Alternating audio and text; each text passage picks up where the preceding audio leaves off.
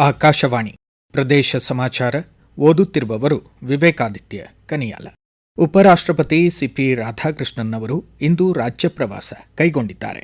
ಬೀದರ್ ಜಿಲ್ಲೆ ಭಾಲ್ಕಿ ಹಿರೇಮಠ ಸಂಸ್ಥಾನದ ಶ್ರೀ ಚನ್ನಬಸವಾಶ್ರಮದಲ್ಲಿ ಆಯೋಜಿತ ವಿಶ್ವಗುರು ಬಸವಣ್ಣನವರ ಜಯಂತ್ಯೋತ್ಸವ, ಲಿಂಗೈಕ್ಯ ಡಾ ಚನ್ನಬಸವ ಪಟ್ಟದ್ದೇವರ 27ನೇ ಸ್ಮರಣೋತ್ಸವ ಹಾಗೂ ಪೂಜ್ಯ ಶ್ರೀ ನಾಡೋಜ ಡಾ ಬಸವಲಿಂಗ ಪಟ್ಟದ್ದೇವರ ಅಮೃತ ಮಹೋತ್ಸವ ಸಮಾರಂಭದಲ್ಲಿ ಪಾಲ್ಗೊಂಡು ಅವರು ಮಾತನಾಡಿದರು. ಶರಣರು ಬೋಧಿಸಿದ ಕಾಯಕ ತತ್ವ ಹಾಗೂ ಆಧ್ಯಾತ್ಮದ ಹಾದಿ ಇಂದಿಗೂ ಪ್ರೇರಣೆಯಾಗಿದೆ. ನಾಡೋಜ ಡಾ ಬಸವಲಿಂಗ ಪಟ್ಟದ್ದೇವರ ಬಸವ ತತ್ವ ಪ್ರಚಾರದ ಕಾರ್ಯ ಹಾಗೂ ಅಕ್ಷರ ದಾಸೋಹ ಸಮಾಜಕ್ಕೆ ದಾರಿದೀಪ ಎಂದರು. ಕಾರ್ಯಕ್ರಮದಲ್ಲಿ ರಾಜ್ಯಪಾಲರಾದ ಥಾವರ್ಚಂದ್ ಗೆಹ್ಲೋಟ್, ರಾಜ್ಯಸಭೆ ವಿಪಕ್ಷ ನಾಯಕ ಮಲ್ಲಿಕಾರ್ಜುನ ಖರ್ಗೆ, ಅರಣ್ಯ, ಪರಿಸರ ಮತ್ತು ಜೀವಿಶಾಸ್ತ್ರ ಖಾತೆ ಸಚಿವ ಈಶ್ವರ್ ಖಂಡ್ರೆ, ಪೌರಾಡಳಿತ ಖಾತೆ ಸಚಿವ ರಹೀಂ ಖಾನ್ ಸೇರಿದಂತೆ ಗಣ್ಯರು ಇದ್ದರು. ಕಾರ್ಯಕ್ರಮ ಆರಂಭಕ್ಕೂ ಮುನ್ನ ಬೀದರ್ ವಿಮಾನ ನಿಲ್ದಾಣಕ್ಕೆ ಆಗಮಿಸಿದ ಉಪರಾಷ್ಟ್ರಪತಿ ಸಿಪಿ ರಾಧಾಕೃಷ್ಣನ್ ಅವರನ್ನು ಜಿಲ್ಲಾ ಉಸ್ತುವಾರಿ ಸಚಿವ ಈಶ್ವರ್ ಖಂಡ್ರೆ ಸ್ವಾಗತಿಸಿ ಬರಮಾಡಿಕೊಂಡರು. ಈ ಮಧ್ಯಾಹ್ನ ಕಲಬುರಗಿಗೆ ತಲುಪಲಿರುವ ಉಪರಾಷ್ಟ್ರಪತಿ ಸಿಪಿ ರಾಧಾಕೃಷ್ಣನ್ ಕರ್ನಾಟಕ ಕೇಂದ್ರೀಯ ವಿಶ್ವವಿದ್ಯಾಲಯದ 10ನೇ ಘಟಿಕೋತ್ಸವದಲ್ಲಿ ಪಾಲ್ಗೊಂಡು ಭಾಷಣ ಮಾಡಲಿದ್ದಾರೆ.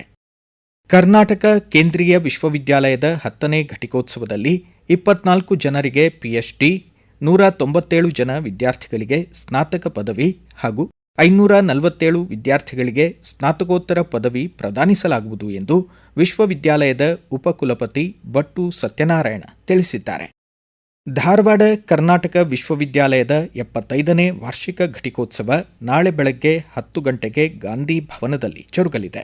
ರಾಜ್ಯಪಾಲರಾದ ಥಾವರ್ಚಂದ್ ಗೆಹ್ಲೋಟ್ ಕಾರ್ಯಕ್ರಮದ ಅಧ್ಯಕ್ಷತೆ ವಹಿಸಲಿದ್ದಾರೆ.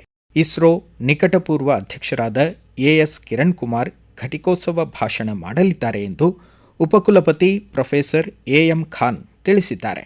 One of the second oldest university in the Karnataka state, 1949 ಅಲ್ಲಾಗಿ ಈಗ 76th year ರನ್ನಿಂಗ್ ಯೂನಿವರ್ಸಿಟಿಗೆ ಅದರದು 75ನೇ ಘಟಿಕೋತ್ಸವ ನಾವು ಈಗ ಮಾಡ್ತಾ ಇದ್ದೇವೆ. ಘಟಿಕೋತ್ಸವದ ವಿಶೇಷ ಏನಂತ ಹೇಳಿದ್ರೆ ಇಷ್ಟು ವರ್ಷ ನಡೆದುಕೊಂಡು ಬಂದ ದಾರಿ 75 ವರ್ಷದಲ್ಲಿ ನಮ್ಮ ವಿಶ್ವವಿದ್ಯಾಲಯ ತುಂಬಾ ಎತ್ತರ ಮಟ್ಟಕ್ಕೆ ಏರಿದೆ. Travelling 75 years, producing hundreds of graduates. ಎಲ್ಲರೂ ಈಗ ಕರ್ನಾಟಕದಲ್ಲಿ ವಿಶ್ವವಿದ್ಯಾಲಯ ಅಂದ ತಕ್ಷಣ ಕರ್ನಾಟಕ ವಿಶ್ವವಿದ್ಯಾಲಯಕ್ಕೆ ಮೊದಲು ಒಂದು ನೆನೆಸ್ಕೊಳ್ತಾರೆ. ಹಾಗೆ ನಾವು ನ್ಯಾಕ್ ಅಲ್ಲಿ ಕೂಡ ಈಗ ಮುಂಚೂಣಿಯಲ್ಲಿದ್ದೇವೆ. ಇನ್ನೂವರೆಗೆ 104 ಜನರಿಗೆ ಗೌರವ ಡಾಕ್ಟರೇಟ್ ಕೊಟ್ಟಿದೆ ನಮ್ಮ ಕರ್ನಾಟಕ ವಿಶ್ವವಿದ್ಯಾಲಯ. ನಮ್ಮ ಅಲುಮಿನಿ ಅಸೋಸಿಯೇಷನ್ ಅಲ್ಲಿ more than 50,000 ಸ್ಟೂಡೆಂಟ್ಸ್ ಇದ್ದಾರೆ. ಈ ಕಾನ್ವೊಕೇಶನ್ ಅಲ್ಲಿ ಒಟ್ಟು 270 ಗೋಲ್ಡ್ ಮೆಡಲ್ 113 ವಿದ್ಯಾರ್ಥಿ ತಗೊಳ್ತಾರೆ. ಕರ್ನಾಟಕ ಪರೀಕ್ಷಾ ಪ್ರಾಧಿಕಾರ ನಾಳೆಯಿಂದ 2 ದಿನಗಳ ಕಾಲ ರಾಜ್ಯಾದ್ಯಂತ ಸಿಇಟಿ ಸಾಮಾನ್ಯ ಪ್ರವೇಶ ಪರೀಕ್ಷೆಗಳನ್ನು ಆಯೋಜಿಸಿದೆ. ಗದಗ ಜಿಲ್ಲೆಯಲ್ಲಿ 23 ಹಾಗೂ 24ರಂದು ನಡೆಯುವ ಸಿಇಟಿ ಪರೀಕ್ಷೆಗಳನ್ನು ಅಚ್ಚುಕಟ್ಟಾಗಿ ಹಾಗೂ ಪಾರದರ್ಶಕವಾಗಿ ಜರುಗಿಸಲು ಕ್ರಮ ಕೈಗೊಳ್ಳಲಾಗಿದೆ. ಪರೀಕ್ಷಾ ಕೇಂದ್ರಗಳ ಸುತ್ತ 200 ಮೀಟರ್ ಪ್ರದೇಶವನ್ನು ನಿಷೇಧಿತ ಪ್ರದೇಶ ಎಂದು ಘೋಷಿಸಿರುವುದಾಗಿ ಜಿಲ್ಲಾಧಿಕಾರಿ ಸಿಎನ್ ಶ್ರೀಧರ್ ತಿಳಿಸಿದ್ದಾರೆ. ಜಿಲ್ಲೆಯ 10 ಪರೀಕ್ಷಾ ಕೇಂದ್ರಗಳಲ್ಲಿ ಒಟ್ಟು 3,533 ಜನ ವಿದ್ಯಾರ್ಥಿಗಳು ಪರೀಕ್ಷೆ ಬರೆಯಲಿದ್ದಾರೆ ಎಂದು ಪದವಿ ಪೂರ್ವ ಶಿಕ್ಷಣ ಇಲಾಖೆ ನಿರ್ದೇಶಕ ಮಾಸಾ ನಾಯಕ್ ತಿಳಿಸಿದ್ದಾರೆ.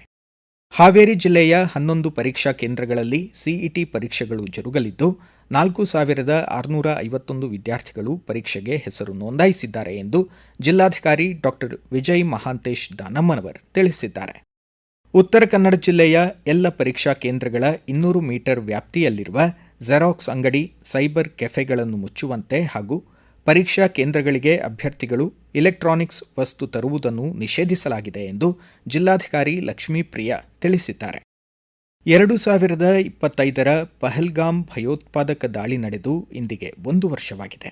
ದಾಳಿಯಲ್ಲಿ ಮಡಿದ ಮುಗ್ಧ ಜೀವಗಳಿಗೆ ಕೇಂದ್ರ ಗ್ರಾಹಕ ವ್ಯವಹಾರಗಳ ಖಾತೆ ಸಚಿವ ಪ್ರಹ್ಲಾದ್ ಜೋಶಿ ತಮ್ಮ ಎಕ್ಸ್ ಖಾತೆ ಮೂಲಕ ಗೌರವ ನಮನಗಳನ್ನು ಸಲ್ಲಿಸಿದ್ದಾರೆ.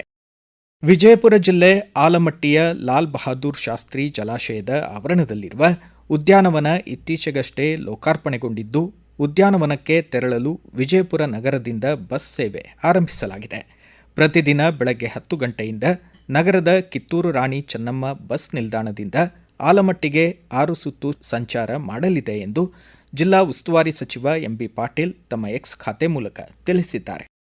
ವರನಟ ಡಾ ರಾಜ್ಕುಮಾರ್ ಅವರ 97ನೇ ಜನ್ಮ ದಿನಾಚರಣೆಯನ್ನು ಕಲಬುರಗಿ ಜಿಲ್ಲಾಡಳಿತದ ವತಿಯಿಂದ ನಾಡಿದ್ದು 24ರಂದು ಬೆಳಗ್ಗೆ 10 ಗಂಟೆಗೆ ಜಿಲ್ಲಾ ಮಟ್ಟದಲ್ಲಿ ಅರ್ಥಪೂರ್ಣವಾಗಿ ಆಚರಿಸಲಾಗುವುದು ಎಂದು ಅಪರ ಜಿಲ್ಲಾಧಿಕಾರಿ ರಾಯಪ್ಪ ಹುಣಸಗಿ ತಿಳಿಸಿದ್ದಾರೆ. ಇಲ್ಲಿಗೆ ಪ್ರದೇಶ ಸಮಾಚಾರ ಮುಕ್ತಾಯವಾಯಿತು. ನಮ್ಮ ಮುಂದಿನ ರಾಷ್ಟ್ರೀಯ ವಾರ್ತಾ ಪ್ರಸಾರ ಮಧ್ಯಾಹ್ನ 1:10 ನಿಮಿಷಕ್ಕೆ.